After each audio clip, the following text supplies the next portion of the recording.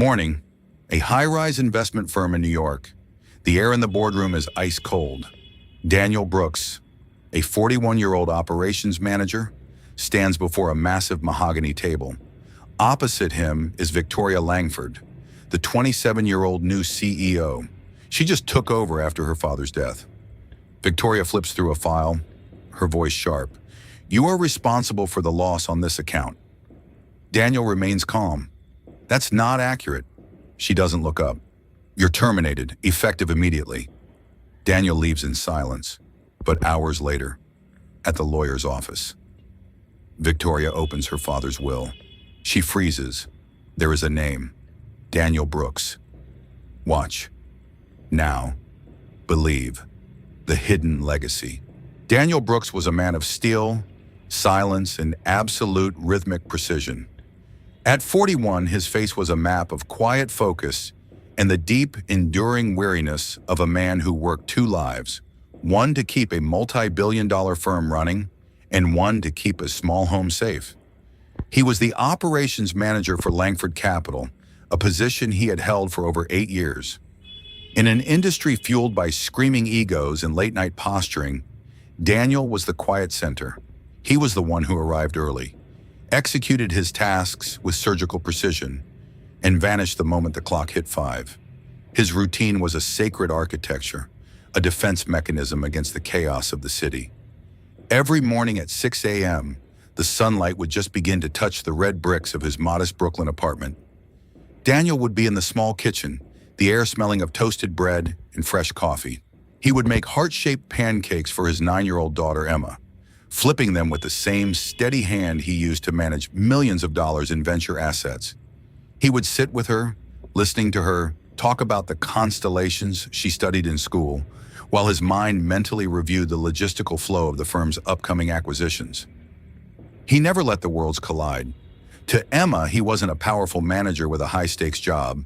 He was just Dad, the man who knew how to fix a broken toy and always had time for a bedtime story about space explorers.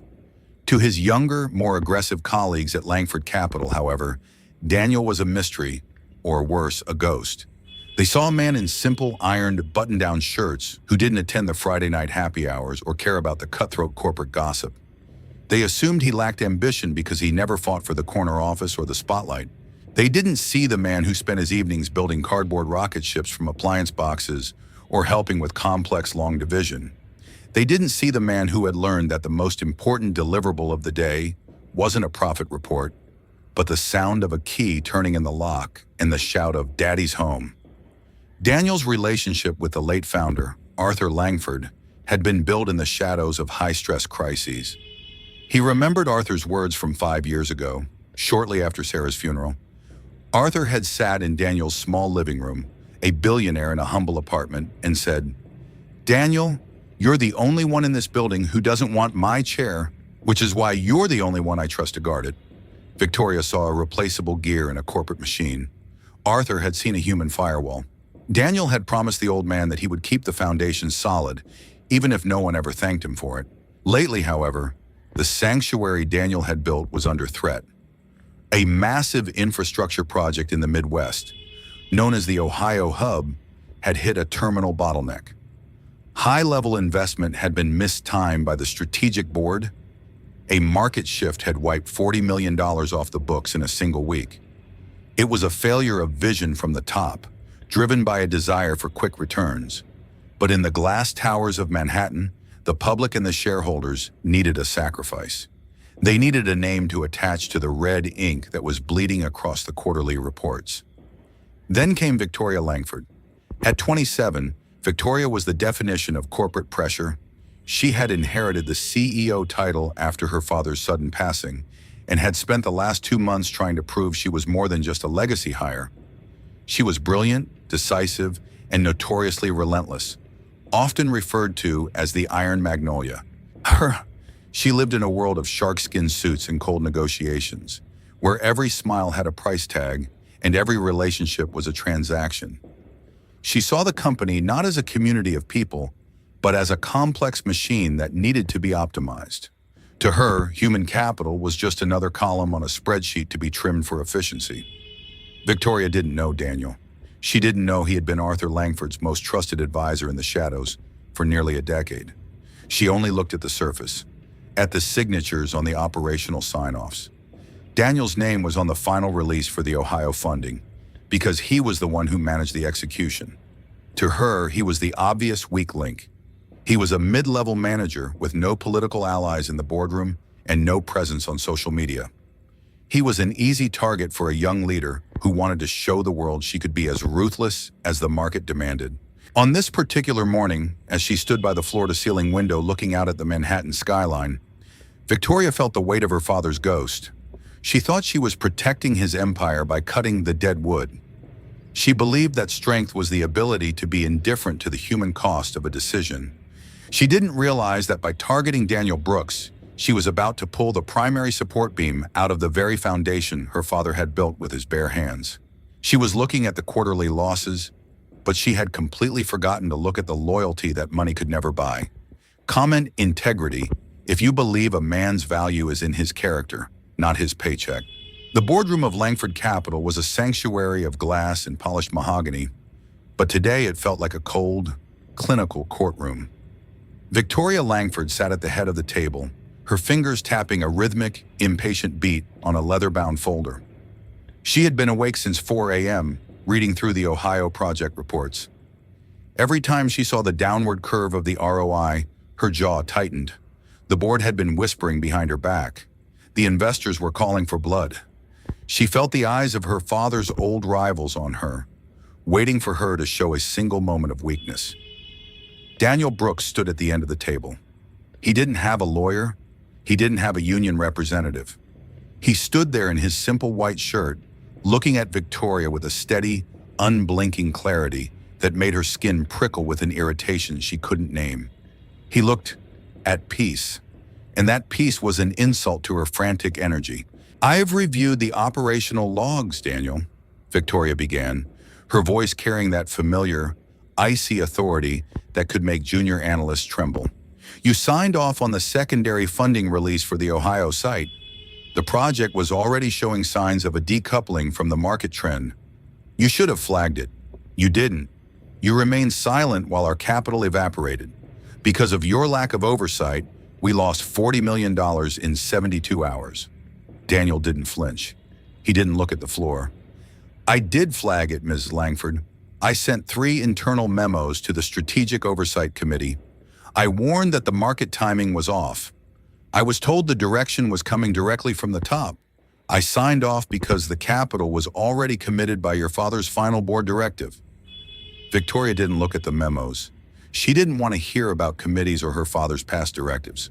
She saw a signature on a failing project, and she saw a way to satisfy the board's hunger for a culprit. One of the senior directors, a man named Henderson, sat in the corner, smirking behind his hand. Henderson was the one who had actually pushed the Ohio deal to secure his own year-end bonus, using Daniel as his human shield. Victoria was playing right into his hands. "The board isn't the one standing in front of me right now," Victoria snapped, her voice rising to a sharp, commanding pitch. "Accountability is the only currency we trade in here. If you can't protect our assets, you can't work for this firm. I need leaders who take ownership, not managers who hide behind memos." She picked up a black fountain pen, the same one her father used to sign the merger that made them billionaires. "You're terminated, Mr. Brooks, effective immediately. Security will escort you to your desk to gather your personal items. Your severance will be the minimum required by law. I won't have the company's integrity questioned because of your hesitation." The silence that followed was heavy, suffocating. Daniel looked at the pen in her hand and then at her face. He saw the fear of failure hidden behind her mask of confidence. He saw the girl he had seen in old family photos on Arthur's desk, the girl who used to love horse riding, now replaced by a statue of ice. He didn't shout. He didn't beg. He simply took a slow, grounding breath, thinking of Emma's soccer game that evening. As security stood by, Daniel didn't rush. He slowly cleared his desk, taking only the framed photo of Emma in her soccer uniform and a small, weathered notebook where Arthur Langford had once scribbled some advice. He looked at the panoramic view of the city one last time. He wasn't losing a career. He was losing a connection to a past he had fought to preserve. The security guard, a man named Bill who had known Daniel for 8 years, looked at the floor in shame as he escorted him to the elevator. "I understand, Ms. Langford," Daniel said, his voice a low, steady rumble that echoed in the quiet lobby as the elevator doors began to close. "You're doing what you think is necessary to prove your strength, but I hope, for your father's sake, you learn to look at the faces behind the numbers before the numbers are all you have left to talk to. Numbers don't keep you warm at night." As Daniel walked out of the marble lobby and into the New York sun, he felt a strange, hollow sense of loss, not for the paycheck, but for the respect he thought he had earned through years of silent service.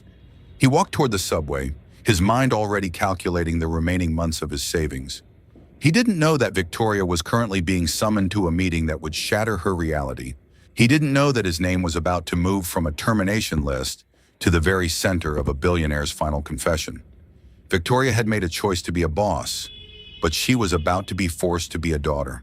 And in that room, the Ice Queen was about to meet the ghost she thought she had just destroyed. Comment true strength if you believe honesty is more powerful than a job title. The office of Sterling and Finch was located in a pre-war building that whispered of old money, deep secrets, and the kind of legal power that could move mountains. Victoria Langford arrived at 2 p.m., her heels clicking a rhythmic, anxious beat on the parquet floor. She had expected this to be a routine legal transition, the final signing of the probate papers. She wanted to be done with the past so she could focus on her new version of the company. The lead solicitor, a man named Marcus Sterling, who had been her father's best friend and legal counsel for 40 years, was waiting for her.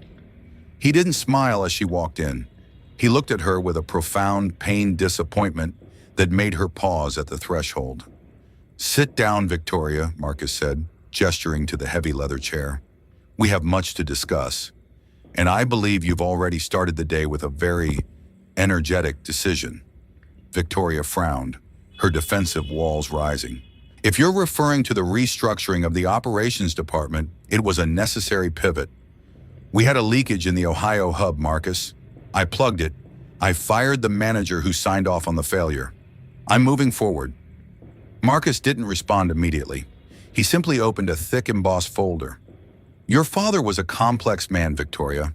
He knew that one day you would take his chair, and he knew that you would be eager to prove you were his equal, perhaps even his superior in ruthlessness. But he also knew your weaknesses. He knew you lived in the data, while he lived in the people. He worried that the tower would make you blind." He pulled out a single sheet of paper, the final addendum to Arthur Langford's will, signed only 3 days before he passed. "Section 12, Special Provisions for Strategic Continuity," Marcus read aloud, his voice steady. "A portion of my personal voting shares, 15%, is not to be inherited by my daughter or the family trust. These shares are to be held in an irrevocable trust, the management of which is to be entrusted to Daniel Brooks. He is to have a permanent seat on the board with full veto power over any major structural changes."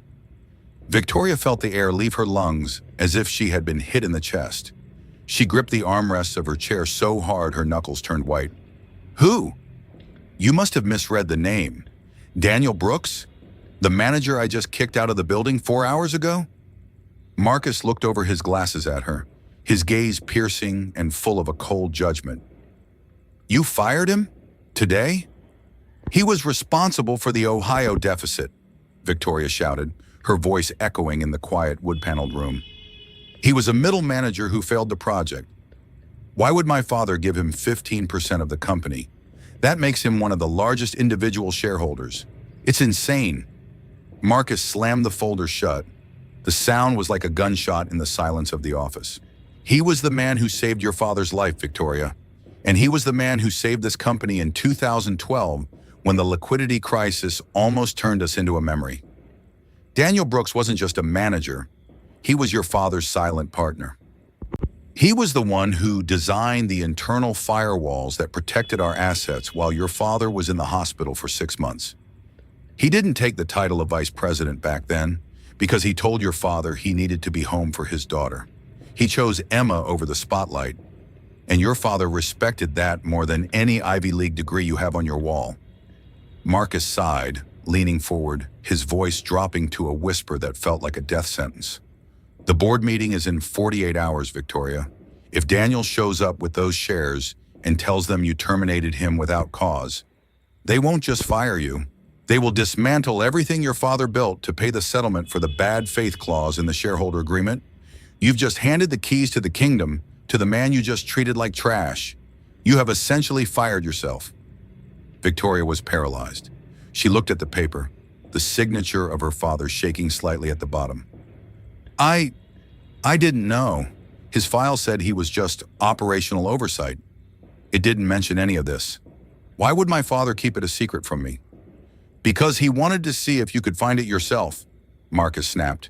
He wanted to see if you would value the man behind the desk or the numbers on the screen. You chose the numbers, Victoria. Your father entrusted him with 15% of the company because he knew that one day you would try to lead with your ego instead of your heart. He wanted Daniel to be the hand on the rudder. He wanted someone in the building who knew what it was like to lose everything and still stay honest. Victoria felt a wave of nausea.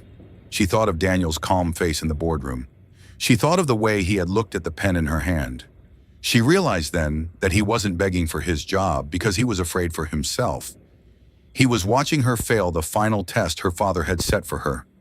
He was watching her fail to be a Langford. "I made a mistake," she whispered, her voice barely audible.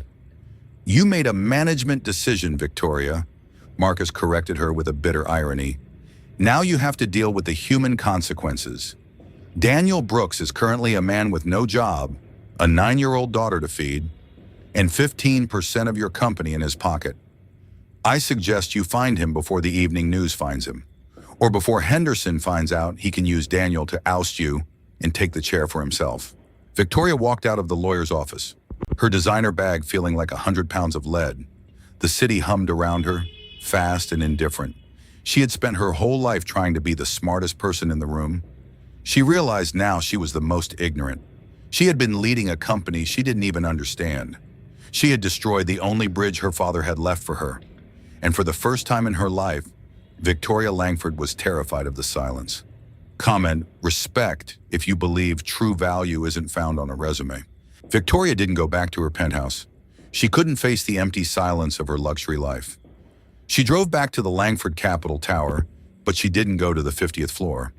She went to the company's archives, the basement level where the old files from the pre-digital era were kept in climate-controlled stacks. She spent 3 hours in the dust and the cold fluorescent light, digging through her father's private correspondence from a decade ago. She found the Project Phoenix files. In 2012, during the height of the global financial collapse, Langford Capital had been targeted by a hostile takeover. Her father had been fighting a losing battle, and the stress had nearly killed him.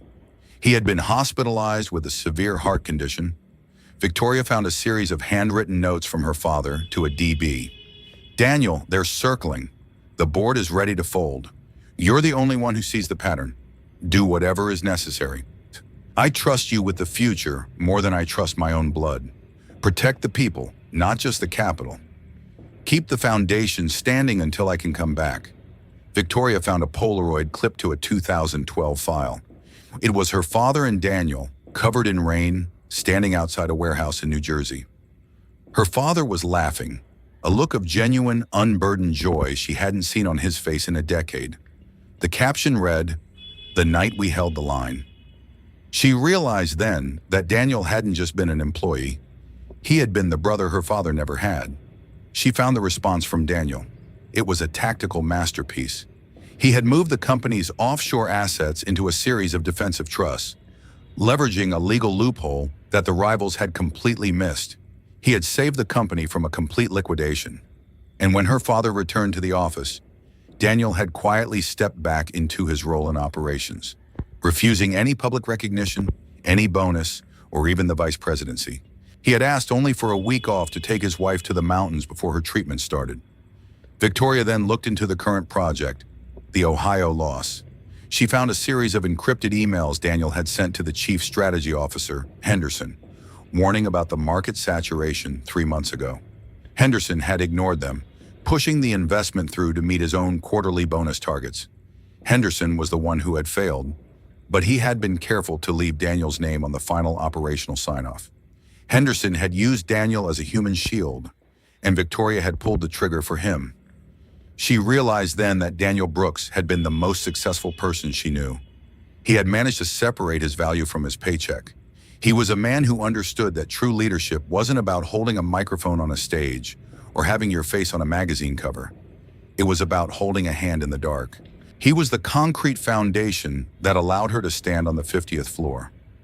Victoria sat on the cold floor of the archive room, surrounded by the ghosts of her father's success. She saw the photo of Daniel and Emma in the HR file again. She noticed the date of her birth. She noticed something else. Emma's birthday was tomorrow. Daniel had lost his job, his honor, and his stability the day before his daughter's birthday. The weight of her arrogance was a physical pressure on her chest. She had spent 10 years trying to be the CEO, but she had forgotten how to be a person.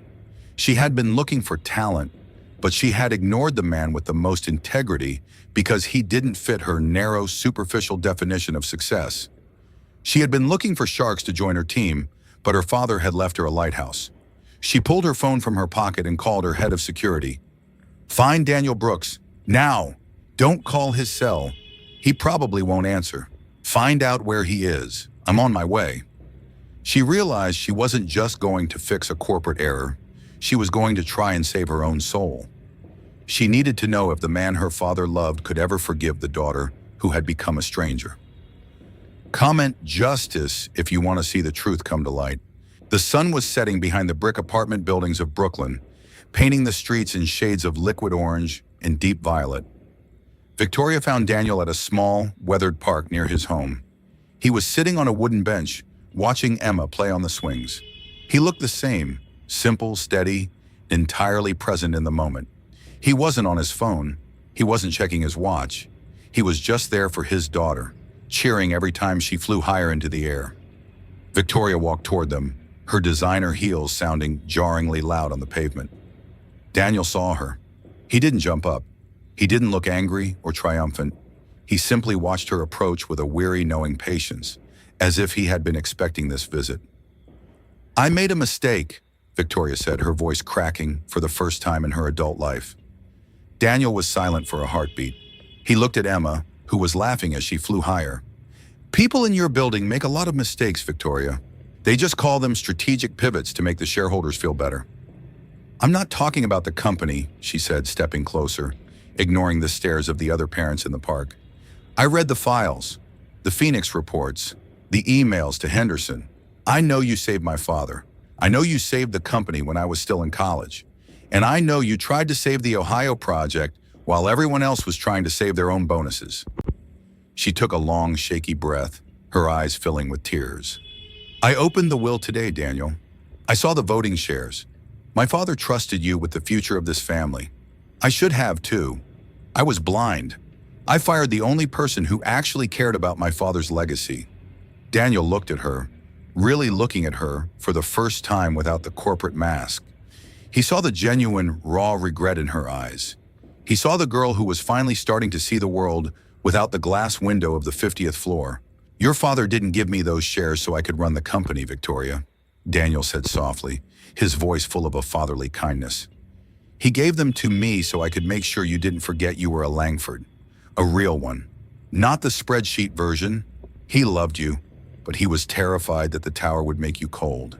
He knew that one day you would stop listening to the heartbeat of the people and start listening to the echoes of your own ego." Emma jumped off the swing and ran to Daniel, grabbing his hand. She looked at Victoria with a curious, unclouded gaze. "Is she from your work, Dad? Is she going to help us with your new project, Cake?" Daniel looked at his daughter and then back at Victoria. He saw the invitation in her eyes, the desperate, silent need for a second chance. "I can't promise to come back today, Victoria," Daniel said, his voice firm but no longer cold. "Trust isn't given twice the same way. Once the foundation is cracked, you have to rebuild it from the ground up. And right now, my foundation is having cake with my daughter. That is the only project that matters tonight." Victoria nodded. She didn't argue. She didn't offer a $1 million contract or a new title. She simply stood there, a daughter looking at the man her father loved like a son. "Then let me earn it," Victoria said. "Not as your boss, not as the CEO, but as a partner who is ready to listen. I'll help with the cake if you'll let me." Daniel looked at Emma, who gave him a small, encouraging nod. He looked back at Victoria and offered a slight, genuine smile. "We need someone who is good at frosting.